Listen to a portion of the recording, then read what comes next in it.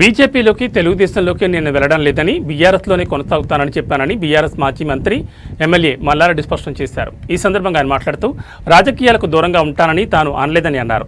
జపాన్లో ఏ విధంగా రిటైర్మెంటో లేదో తనకు కూడా రాజకీయాలకు రిటైర్మెంట్ లేదని తెలిపారు. దూరమేమి నేను అనలేదయా. నిన్న వాళ్ళు ఏదో రాంగ్ తోటి మెసేజ్ తోటి స్పీడ్ లో పోయారు. కానీ రాజకీయంలో రిటైర్మెంట్ ఉండదు.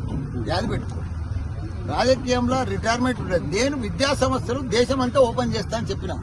రాజకీయంలోకి నువ్వు ఒక ఆయన అడిగిండు, విలేకరు తమ్ముడు అడిగిండు ఏంటంటే నువ్వు బీజేపీలోకి పోతావా తెలుగుదేశంలో పోతావా అని అడిగితే నేను ఏ దేశంలో పోను, ఏ పార్టీలో పోను, నేను ఇంకా నాకు 3 ఏళ్ళు ఉంది, 73 సంవత్సరాలు ఉంది అని చెప్పిన. జపాన్లో రిటైర్మెంట్ లేదు, నాకు కూడా రిటైర్మెంట్ లేదు.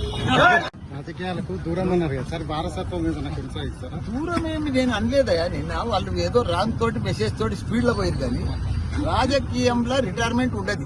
యాది పెట్టుకో, రాజకీయంలో రిటైర్మెంట్ ఉండదు. నేను విద్యా సంస్థలు దేశం అంతా ఓపెన్ చేస్తా అని చెప్పిన.